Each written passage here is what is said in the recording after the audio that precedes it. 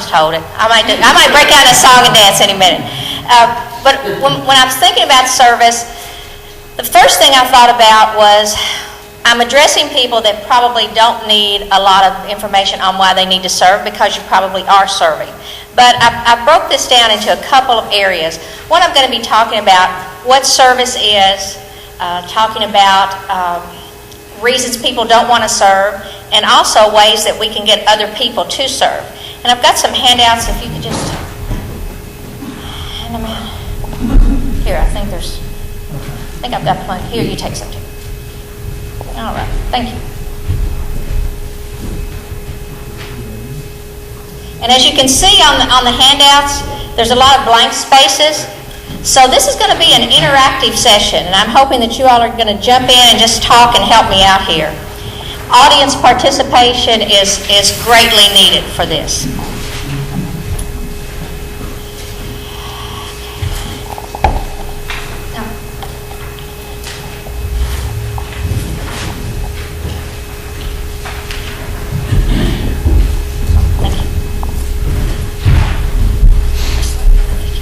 First of all, I looked up the definition of service, and I'm going to read this, and I'm not one that generally reads things, but I want to get this accurate. I Googled it, and here's what I came up with the definition of service. The action of helping or doing work for someone else. That's pretty short and to the point in what the definition of service is. So that's what we're going to be talking about today. But I'd like to open with a word of prayer. Our Heavenly Father, thank you for bringing us together today. Thank you for giving us the opportunity to serve. I ask that these words will come through me by you, that it might be something that will help us all to serve and to glorify you. In Jesus' name, amen. Now, we've got the definition of service. What are some other words that you could come up with that mean the same thing as service? And I was going to write these down, but probably won't because I'd have to bend down and write, and I don't spell really well anyway, so I'm not going to do that. What are some other words that mean the same thing as service? Help. What else? Assistance. Aid. Usefulness. Benefit.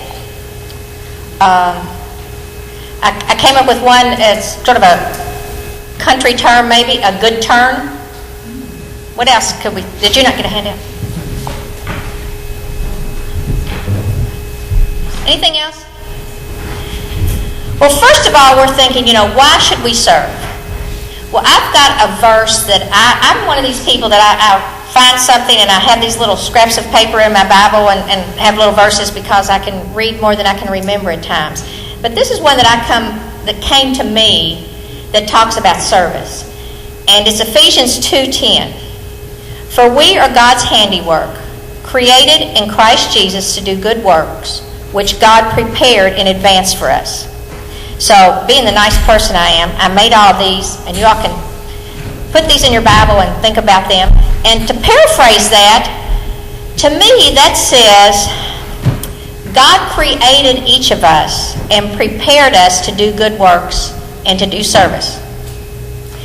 Now, the next thing, we've got a quiz. And you can write it down or just think. I'm going to ask you a few questions and see how many of these you know.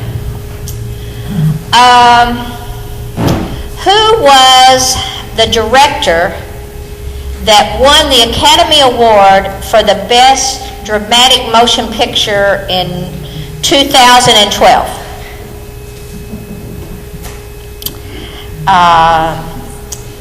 What are the names of the CEOs of the 5 largest companies in the United States? What's his name, Jobs? He might be one, I don't know, but he's not living. Oh, okay, he's dead. Yeah. Okay. Steve Jobs. Steve Jobs was his name. I don't know. Who won the gold medal for wrestling in the last Olympics? Was that right? I don't know. Who won the Emmy for the Best Actress in a Comedy 3 years ago? Now, these people are people, the names of these people, and I don't know the answers to these. I gave you a question without answering. These are things that they're all really famous people. I mean, they're people that probably, we've heard of and they're famous, and you turn on your internet and you Google them and you're going to get pages and pages about them. But they're not the people that probably come to your mind. Let me ask you some more questions. If you needed someone to come to your house today to help you out to do something, who would you call? Okay, we're going to all call Sydney. Who was someone in your life, maybe a teacher, but it didn't have to be a teacher, that really taught you something that a lot of times you think back and say, that's really good that I taught that they taught me that. Teachers are more appreciated than anybody. Yeah. I've gone to funerals. And they just really turn out for teachers. But I'm not necessarily thinking a teacher. It might just be someone, it could have been a teacher, it could have been a Sunday school teacher. In my mind, I think of a lady, and her name, I'm not sure what she was a lady, but her name was Dick, so we called her Miss Dick. But Miss Dick was my Sunday school teacher when I was about yay high. And I can remember Miss Dick, and she came to Sunday school, and she wore one of those little fox things, that they used to wear, and it had the little mouth and the fur and the little fox. I will tell you, there were a lot of times at Sunday school that I probably just looked at that little fox because thought that was a really cool thing. But I do remember that Miss Dick was a Sunday school teacher of mine when I was I was probably in the first or second grade, and I remember things from her. And living in the country, when somebody gets sick, what do we all do, ladies? We run and bring a casserole to their house if they need something. So, who's a person that would be your casserole bringing person to you if you needed it? I got brownies this week. See, and you remember that. Oh, yeah. Now, these are all people that we remember. These are all people that are serving you, serving others, serving the community. And I would be willing to bet that the people that's your casserole lady isn't just the casserole lady for you. She's the one that when they need something at the church or they need something somewhere else, or the person slips and falls, she's there to help pick them up.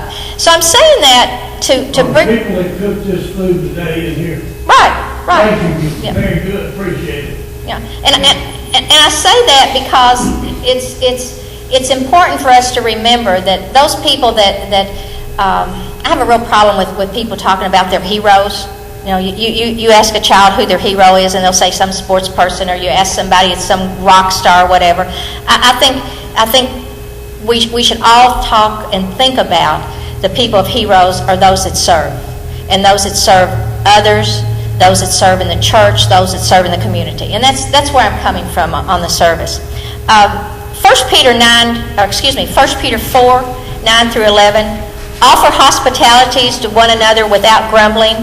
Each one should use whatever gift he has received to serve others, faithfully administering God's grace in its various forms.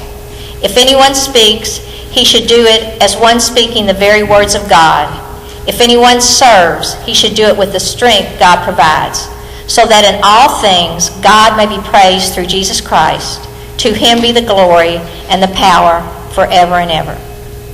Now, service is not just about serving inside of the walls of the church. We can serve and speaking for Christ or showing Christ's way. One of the things I like to do, and it's just me, and as I say, I like to talk, and anybody that knows me knows that.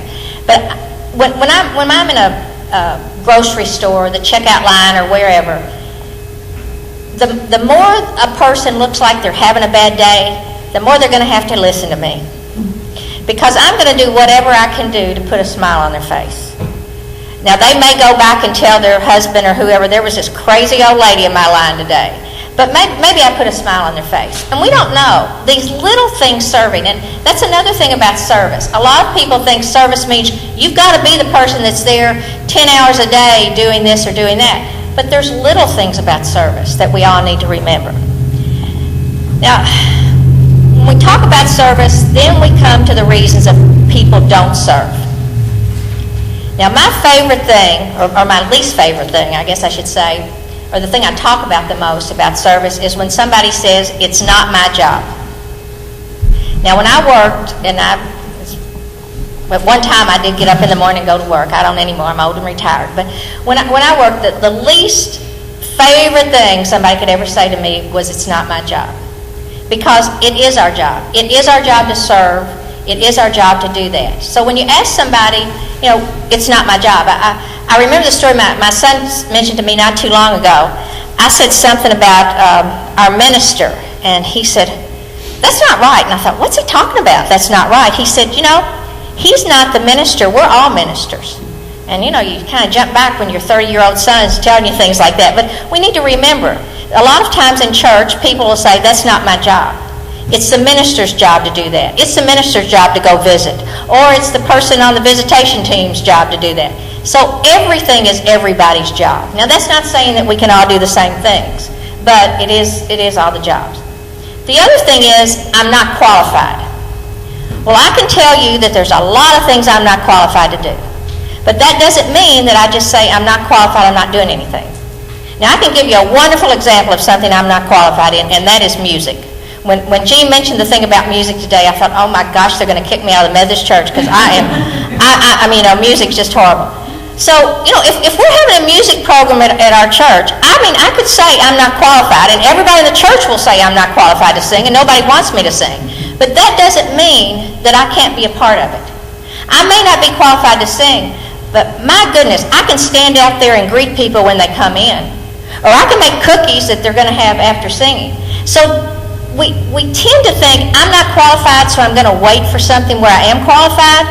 Well, you're qualified. Just look where that little niche is that you're qualified. Another reason that people give for not serving is, I don't have the time, I don't have the money, or I don't have the resources. Well, you know what? That's correct. You don't have the time, you don't have the money, or you don't have the resources. But God has those. He's given that to you. That time, money, and resources He's given to you. So you do have it to give back. So, and when you hit upon this too about time, money, and resources, you may not have 2 hours to give to do something, but you might have 15 minutes. But whatever time, money, and resources you have, I think we all need to realize that they're just sort of lent to us, and we need to use them for His service. Another reason that I think people give not to serve is, well, it's just a little thing. I'm going to wait till we got something big. And I used an illustration for this with our youth one time. Okay, if you had a room full of ping pong balls, and you say, well, it's just a little thing to pick up one ping pong ball. Well, you can't do the whole thing, but if everybody in there comes in and picks up one ping pong ball, pretty soon you're going to have them all picked up. So don't just look for the big things where you can serve. And don't just look for what everybody thinks is the important things where you can serve. So you've got the little things, and little things add up. And it's sort of like back to the little smile that I was talking about. Maybe that checkout lady's having a really bad day, and I made her smile, and that was a little thing. And the next person that comes through the line, she thought she's still smiling, and that person that came through the line was having a bad day, so they smile. So the little things grow, the snowball effect. Okay, I've listed 4 reasons why people don't serve. Give me another reason that you've heard that somebody says. Yeah, Theo? I did it last time. I did it last time. Yeah. Lack of interest. Lack of interest. Yeah. What else? What have you heard? Don't have time. You don't have time, but God's given you that time. I don't like doing that. I don't like doing that. Yeah, it's sort of like like a kid. I don't like doing that. It's not always a democracy. You got to do it. But yeah. So there's 1,000 reasons why people give not to serve. But if there's 1,000 reasons why we give not to serve, there's many, many more reasons why to serve. Now that I've told you that we're all going to serve and we're all going to get everybody to serve, then we need to determine the best ways to serve. Well, Jean sort of hit upon something I was going to say today, so she took part of my. I want to stand up. Don't say that. I'm going to do it. One of the best ways to serve is a ministry gifts inventory. And I was going to bring one today, but I probably think that you all have mostly seen one of those or filled out those. But if you don't, there's a couple that I would recommend.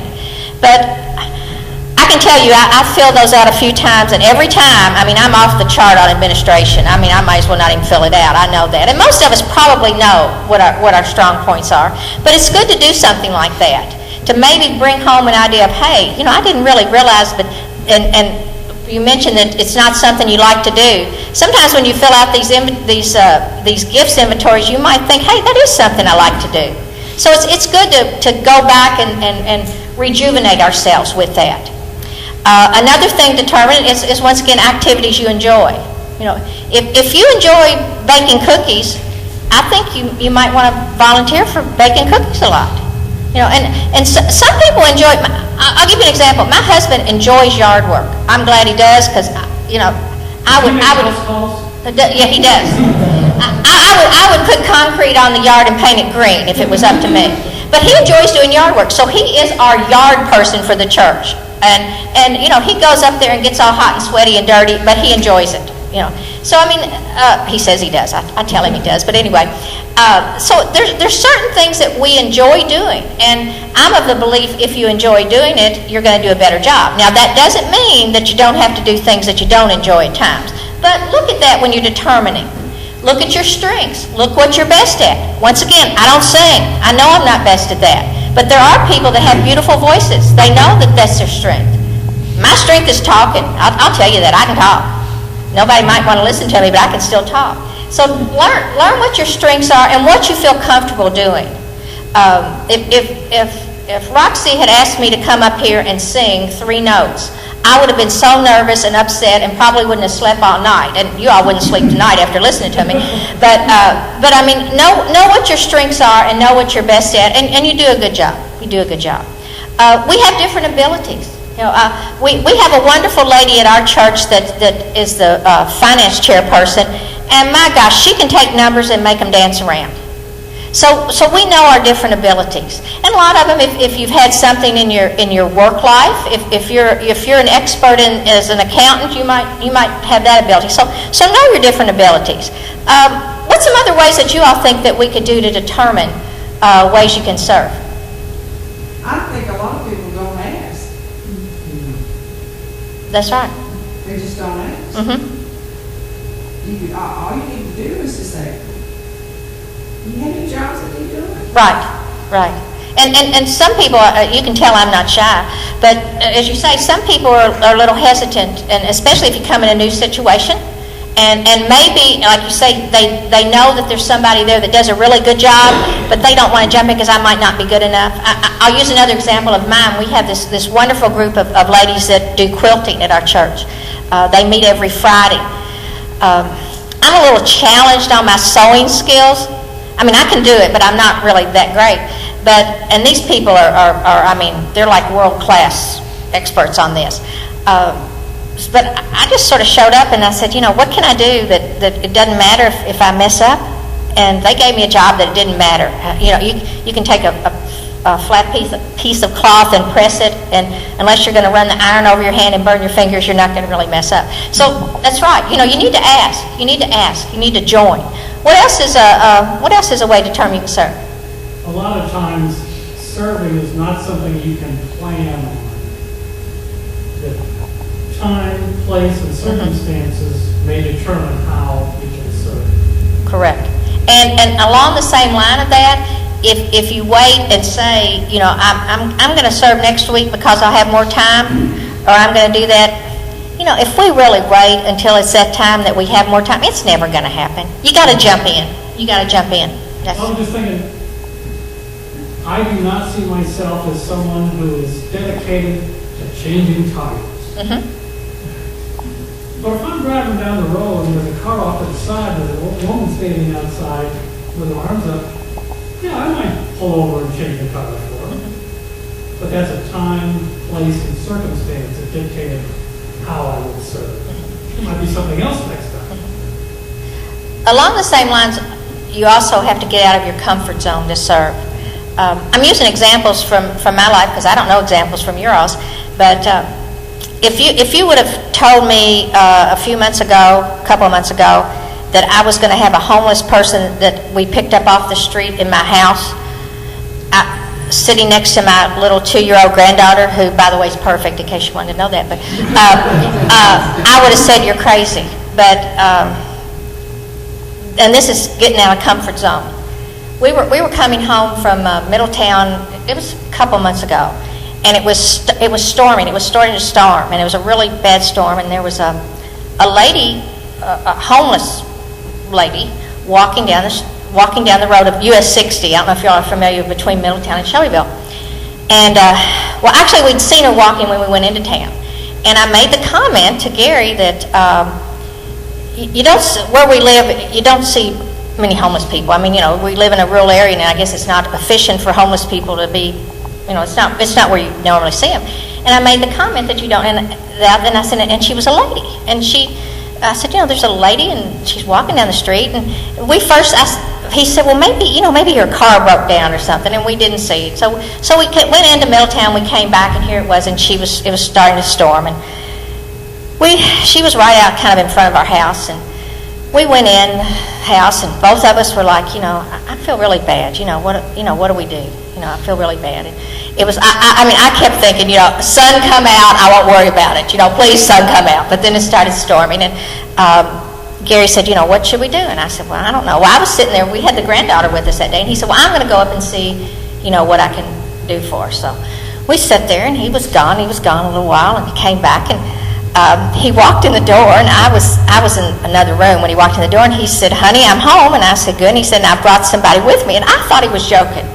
And I came this close to saying, you'd better not brought that homeless person in my house. But for one time, that filter had told me not to say it.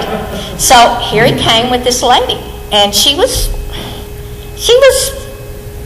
well, a homeless person, you know, but she was very nice, and she was, well, let me back up. My husband's a retired police officer, and he said, you know, she didn't look like somebody on drugs or anything, and so, I mean, she didn't look that way. So he brought her in, and it was like, you know, what are you doing? And she said, well, I'm walking to Frankfort, and we said, well, could we take you somewhere? You know, is there somebody? And she truly was homeless. I mean, it wasn't like she was going to somebody's house.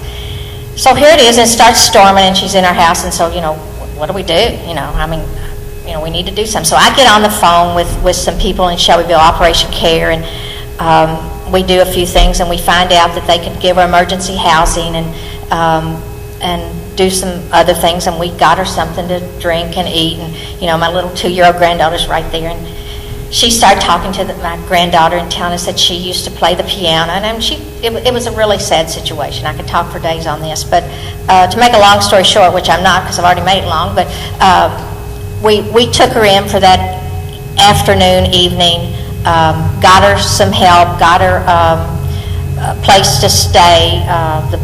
Just for your information, the Best Western in Shelbyville, they give vouchers for one night. We got her food.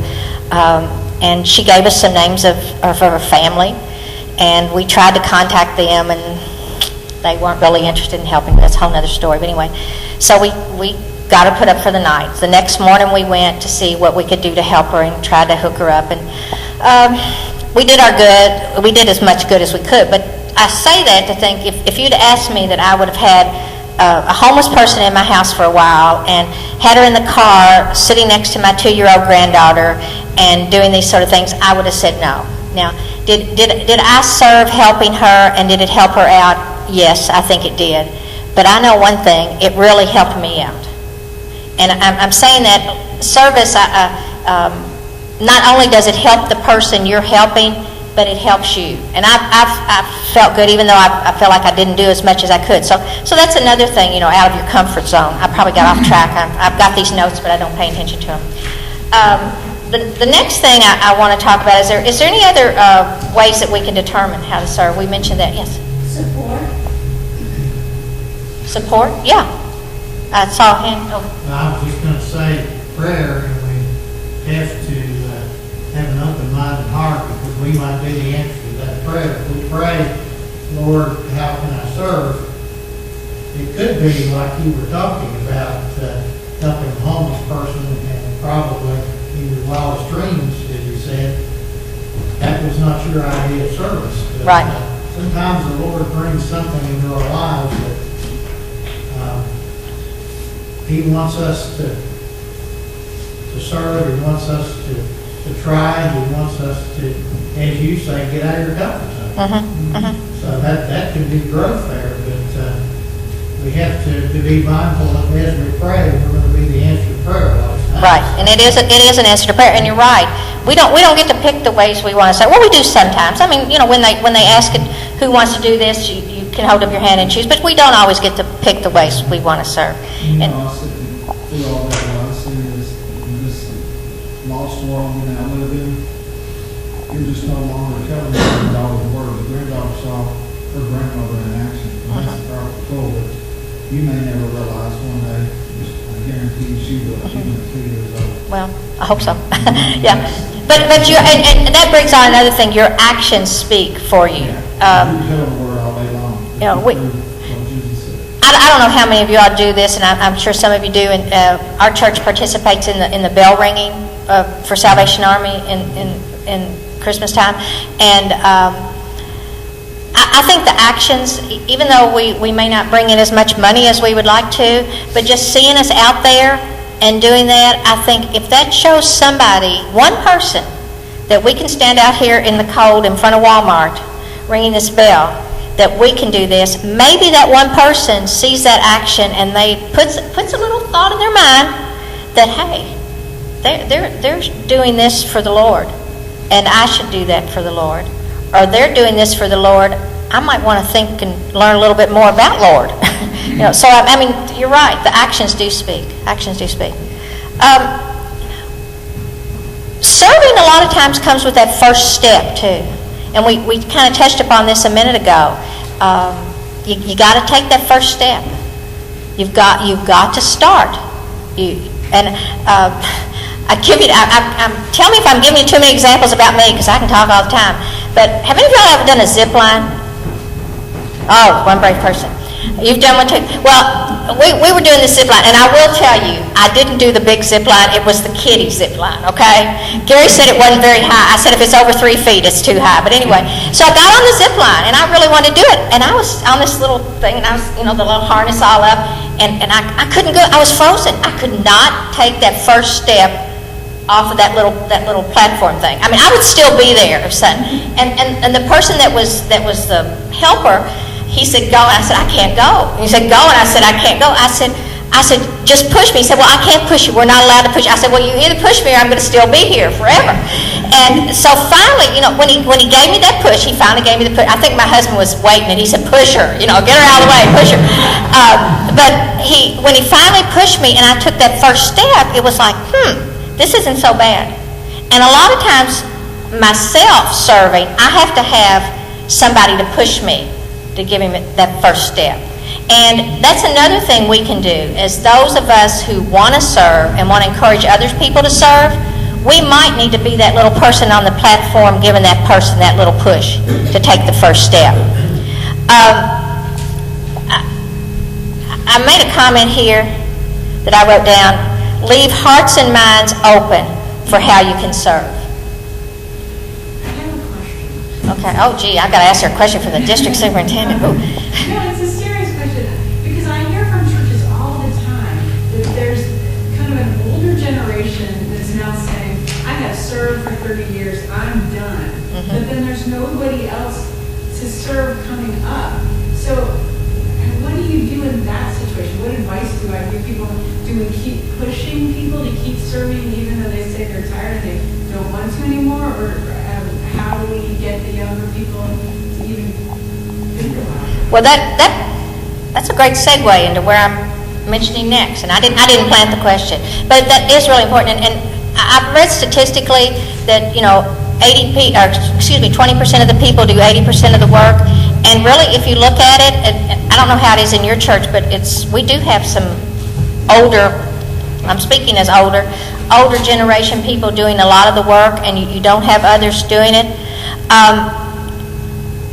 I think we have to start back with, number one, helping others determine ways they can serve, and encouraging them to serve by being positive on service. And I'm going back to my work experience. Positive feedback. How much more likely are you going to want to serve if you've worked for the church yard sale for 10 hours one day, and you're tired as can be, and nobody said thanks, and the next time they ask you to work at the church yard sale, you're not going to do it. But if you've worked at the churchyard sale and everybody says, thank you, thank you, thank you, we couldn't do it. So, some positive feedback on that. But that is a problem. Is it just unique to my situation? Yeah. One of the things that I see in churches is that the older ones expect the younger ones to do exactly like they do. The younger ones don't know Yeah. how to do it. And instead of showing them, this is the right way, like place settings, and there's sometimes you want to find dining, or sometimes you just go back to play out. But I've seen many a time where we've had young people there, and the older people insult them by either not allowing them to help, just stand right away, or they readjust something that really makes no difference. Yeah. The old, we've always done it that way, you got to do it that way. Yeah.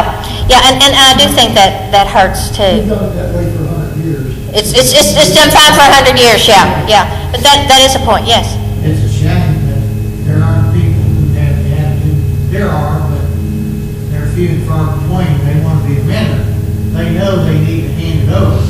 If they would work with that person patiently and kindly, you might have somebody that will be an excellent servant in your church, but if you don't give a person a chance to say, let me work with you on this, let me guide you along, it's awfully hard, because I think you have to let go of your ego. If you're the one doing it, you got to let go of it and say, somebody else needs to be serving, but they need help. They need help, yeah. And you can't be critical of them, yes. I think probably a lot of the underlying reason for this is change. People are very resistant to change. And because I have certain ways to do a thing, doesn't mean that it has to be done that way. I realize that. But a lot of people don't realize that, well, we've got to do it this way, and we can't change the way we do this, it's done exactly this way.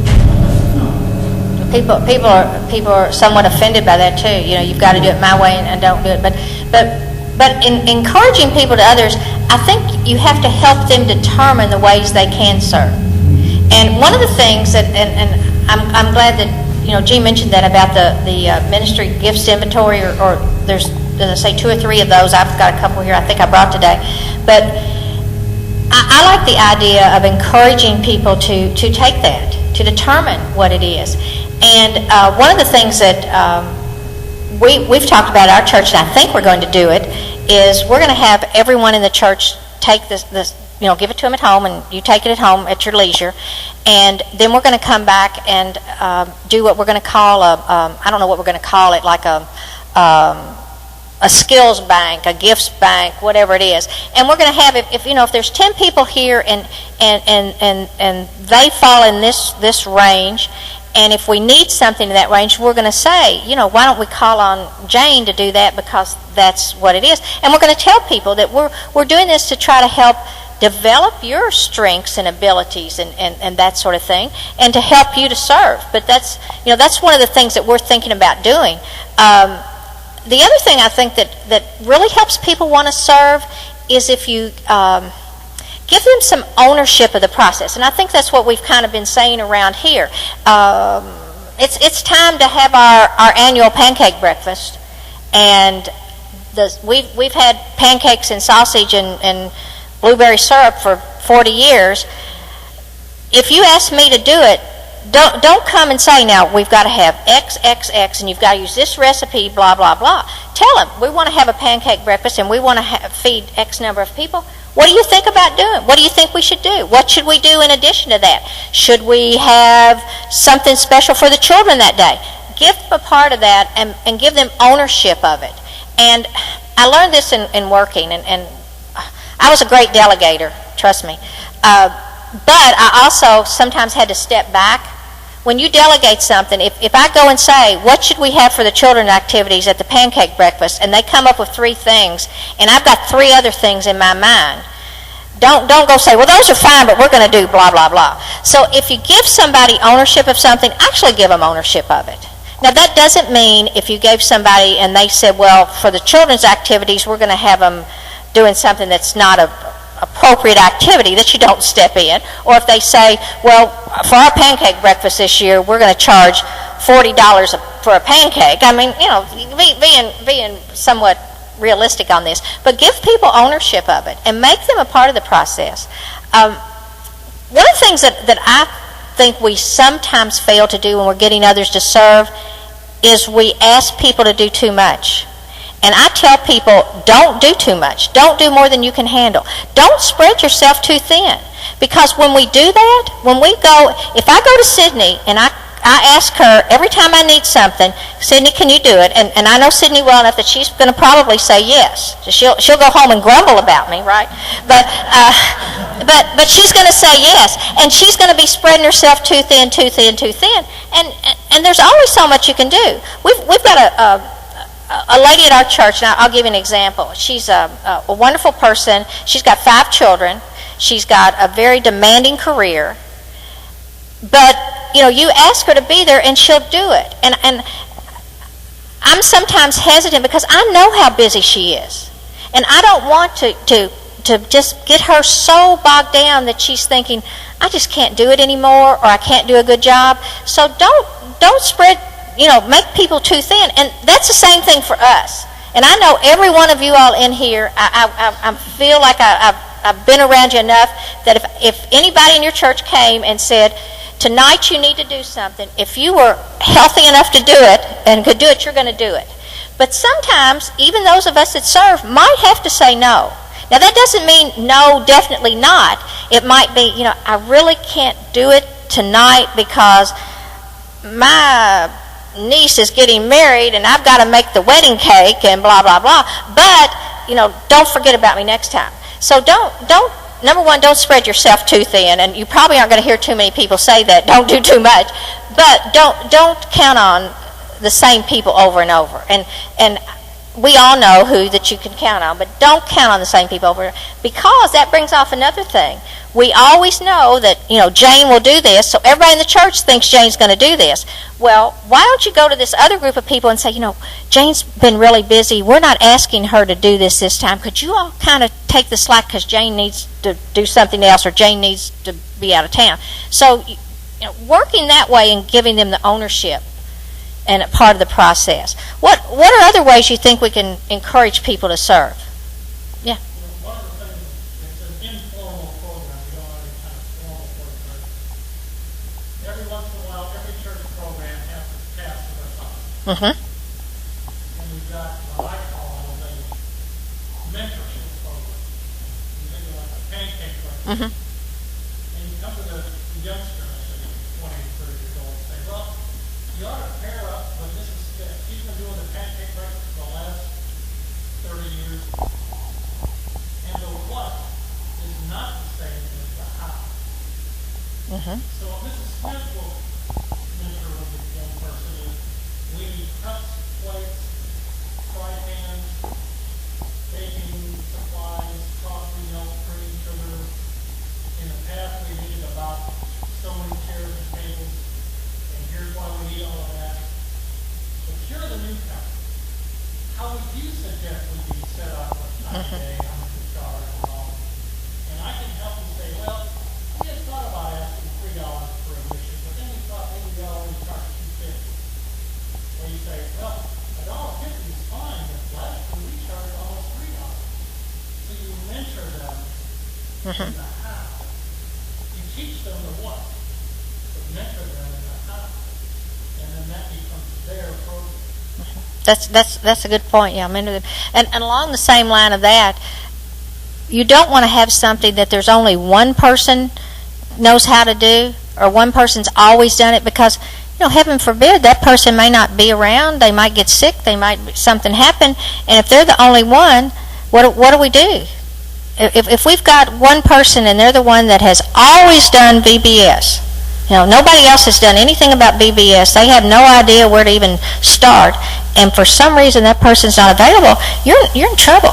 You got to start. So I'm of really the mind to not have anything to be the property of one person. Now, you might have one person that's kind of involved, chairperson of it, but you need to have a group. And the more people in the group, the better, because you don't want that to fall apart. What's other ways what are some examples of some things that maybe you all have done in your church or in your community? Because, we had a wonderful thing in Simpsonville a few weeks ago called the Salt and Light Festival, which the three of the churches in Simpsonville, the United Methodist, the Christian, and the Baptist, went together to have a community event where we tried to show through our faith for people in the community. And so not only were we serving as representative of our church, but we're also representing the community as a whole. So what are some things that you all have done either in your church or in your community to promote your faith that you've gotten other people to serve? What about your cowboy church thing here?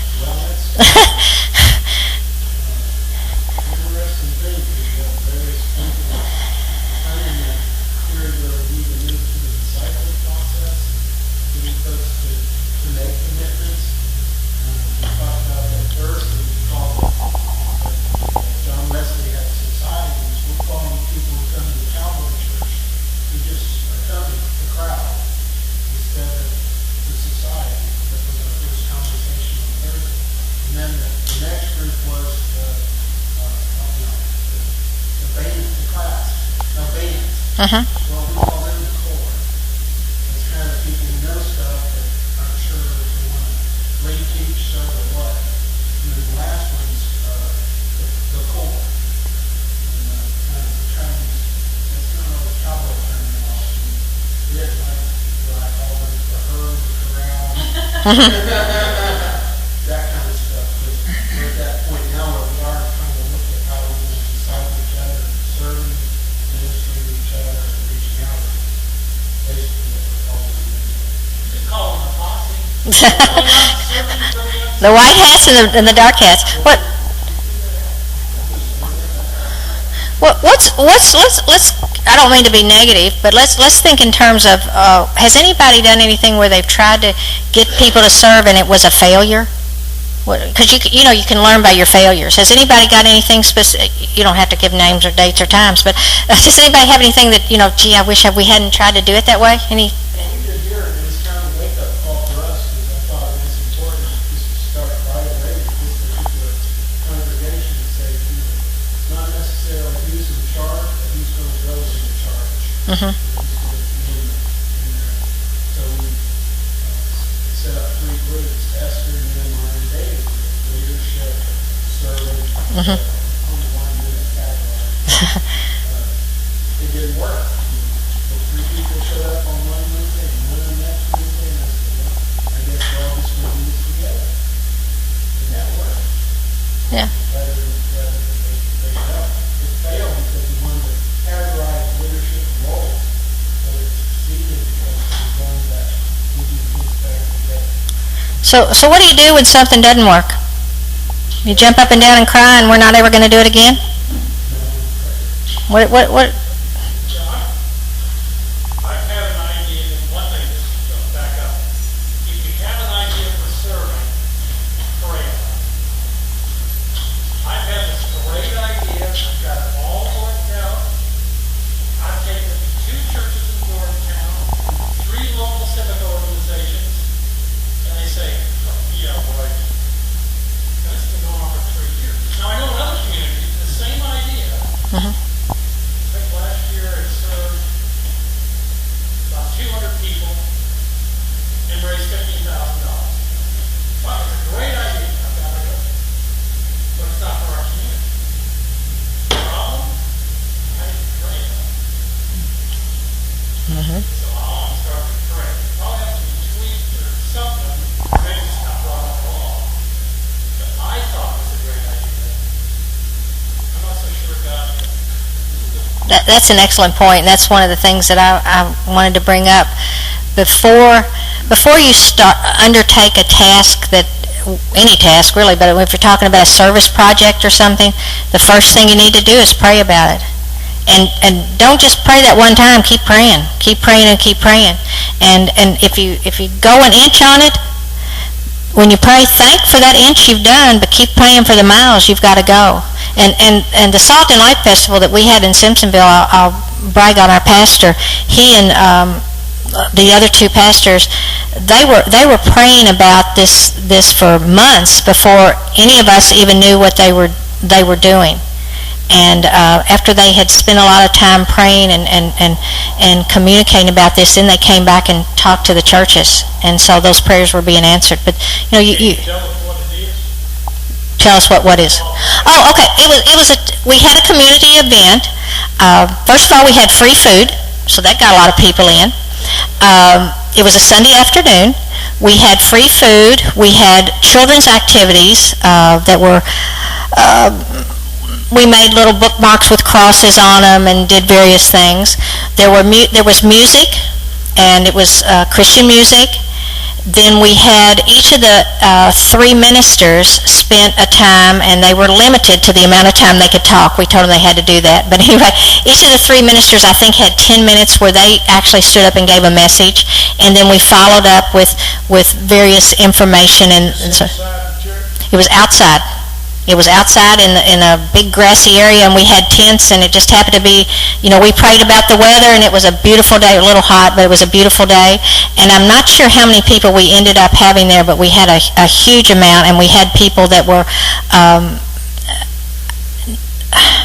we had people in the community that were not involved in any churches, and we gave them information and invited them, and we talked to them, and we got a wonderful response, and we plan on it being an annual event because we were able to serve the community. And I was surprised there were a number of people that came up. I was working in the children's tent where we had crafts, and they got to take home little bracelets and bookmarks and that sort of thing. And the number of people that came up and said, "Now, how much do I have to pay for this?" And it's like, this is free. Now, when we gave them the crafts, we also gave them a little thing that had a little Bible verse on it for them, but it was free. And we said, we're here to serve. God has given us so much that we want to share with you. And if we share with you, we hope you'll share with others. And it worked. It was wonderful. And as I say, we hope to have it to be an annual event. What is the biggest, number one, if you could name one thing, the biggest problem you run into when you're trying to get someone to serve? The one thing. Their time? They don't have time. Yeah, well, we all have really busy lives, don't we? I mean, it's... And I can say I'm at the point in my life I'm retired. And, when I was working and had a small child and was, working all day and had a child that I was, his chauffeur here and there and everywhere, you don't have time at times. But how do you combat that? What do you say when somebody says, "I don't have time"? I don't have time to be there on Saturday mornings from 8 until 11 because that's the only time I can go to the grocery. How do you combat that?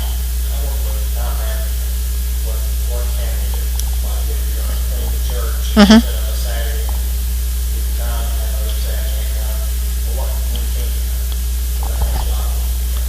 That's a very good point. Yeah, if you don't have this much time, what time do you have? And what you can do? Yeah. I mean, there are things that can be done. A lot of times, I know I'm talking about mothers and fathers that want to be home with their children because if you're working all day, you don't want to be gone all night and not be around to see your children after work. But there are things that people can do at home. You can do them as family activities too. Maybe we for the example, for the Salt and Life Festival, we cut out little felt flowers, and some of the families did those at home. They could do those at home while they're together in the evenings. You're cutting out little felt flowers, and not only are you serving, but I think you mentioned that before. You're showing your children that we're serving.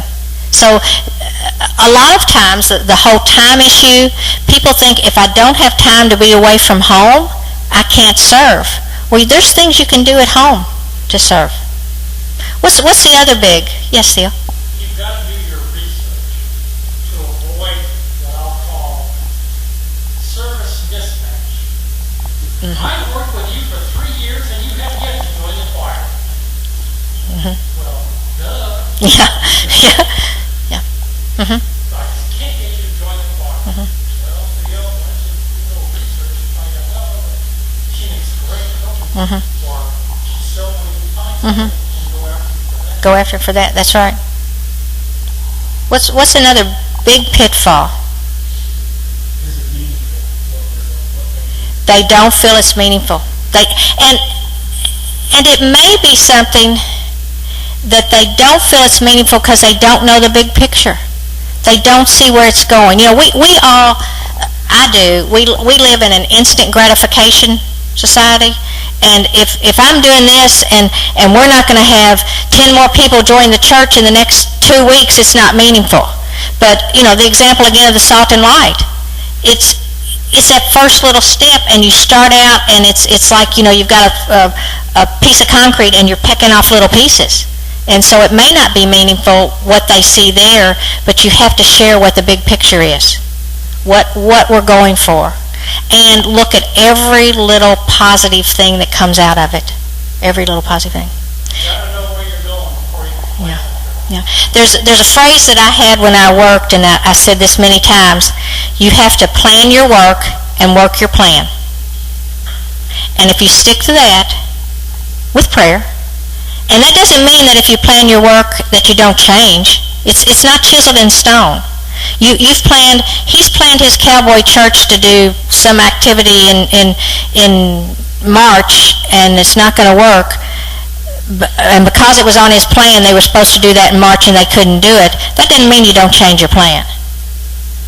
You have to be able to fluctuate and do what you need. Gene, you're the expert from the standpoint of you've dealt with many more churches and seen many things. What would you think is the one pitfall that sort of is universal? Is there something? The word that came to my mind is apathy.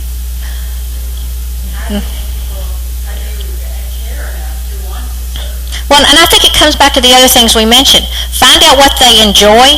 Find out what they feel good at. You know, if somebody has some way they serve and they feel that they're accomplishing something, and you give them the information they need, you help them find so they won't feel that way.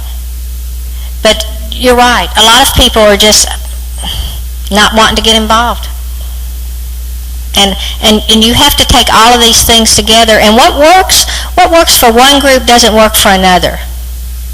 And Certainly it doesn't.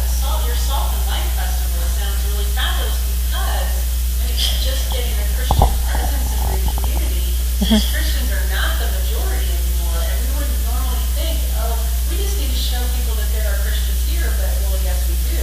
Mhm. A lot of people have never even been introduced to Jesus in our culture anymore. So I think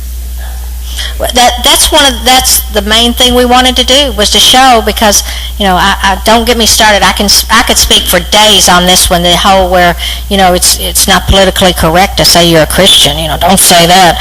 But I mean, it's the whole get the point out there that we are here and we're wanting to live our faith. It's not that we go to that church on 11 o'clock on Sunday mornings, and by 12 o'clock we're through and we're running to the restaurant. I mean, that's not it. That's just a little portion.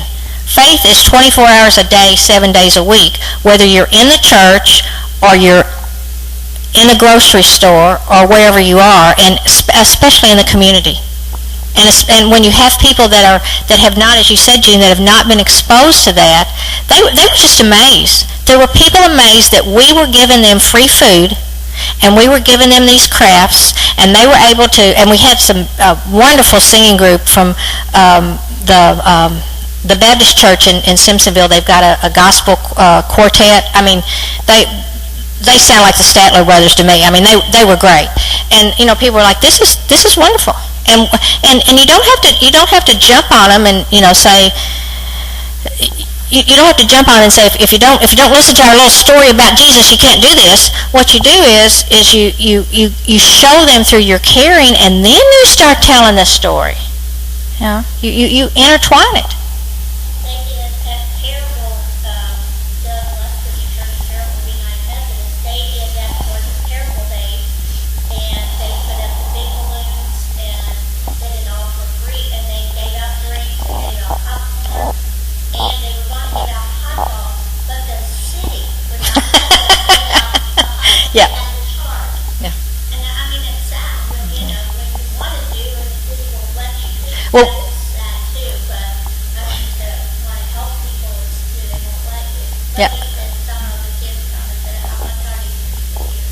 Well, our church has always done that. The Simpsonville Fall Festival, we've had a little booth and we give out free water, and that's another thing. I spent days, or some of us spent days, putting little labels on there that said Simpsonville United Methodist Church, and I don't remember, we put a Bible verse or something on there, and I said, if one person reads that, I mean, I know most of the people, they were hot and thirsty and they drank it and didn't even read it, and some of them got wet and probably fell off, but if one person reads that and we're able to reach one person, then it's worth it.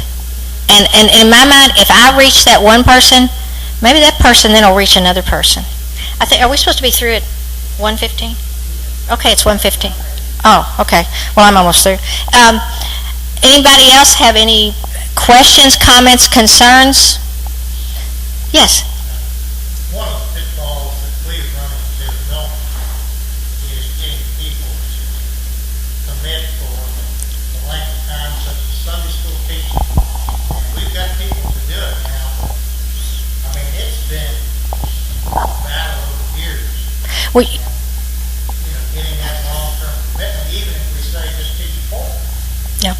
Well, that's one of the things I was going to say. Sometimes if you try to go to somebody and say, will you be in charge of mowing the grass? And it's like, well, I don't have time. Well, if we had like 5 people and you did it every 5th week, would you do it? And how about you all getting together and working out the best way you can do it? And if you're going to be on vacation, then he'll do it 2 weeks and you do it 2 weeks. So you have to do that because it's a long-term commitment at times. And people don't, I don't know about you all, but I hate to plan things in advance because I don't know what I'm doing 2 days from now.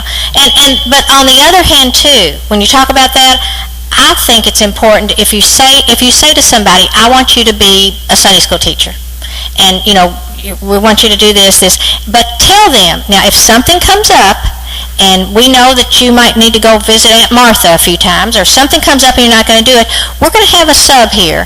So you worry about it. So don't make people think that they have to commit, and if something happens and they can't do it, that they're going to be held totally responsible.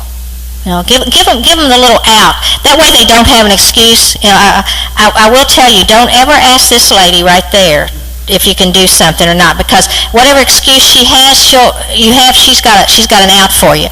But I mean, you and your partner in crime, Helena, give somebody an out of, well, if you can't do this because every 3rd Thursday, we're doing this on Thursdays, and every 3rd Thursday you have a Kiwanis Club meeting. Well, don't worry about it. You do it the other Thursdays you can, and we'll ask so-and-so to get involved. And what might happen is they might like it and get involved, and then they decide, hey, I really like this, so I really want to do it more. That's the best case scenario. Anything else? You need a person like you in your church. Oh. You know that they're all, no matter what, going to talk about service, and they're going to ask you about them. And that really is encouraging. Really. Well, Having somebody in your church that is not afraid to say, you can do this, you can do this, you can do this. Because when they see you, they're going to say, that person knows everything about the church. yeah. I'm going to go with that person.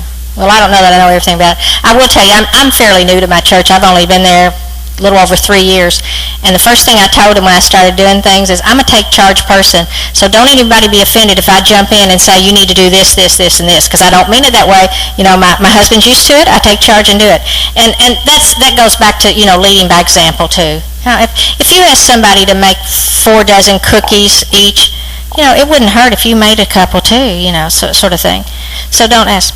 Well, I'm just going to leave you with a comment that I like to say is, and I try to keep this in my mind all the time, that we should always make time, take time, give time to serve and care for others in the name of Christ. Let's close with a prayer. Our most gracious Heavenly Father, we appreciate the opportunity to get together. We appreciate the opportunity for us to share the ways that we can serve and help others serve.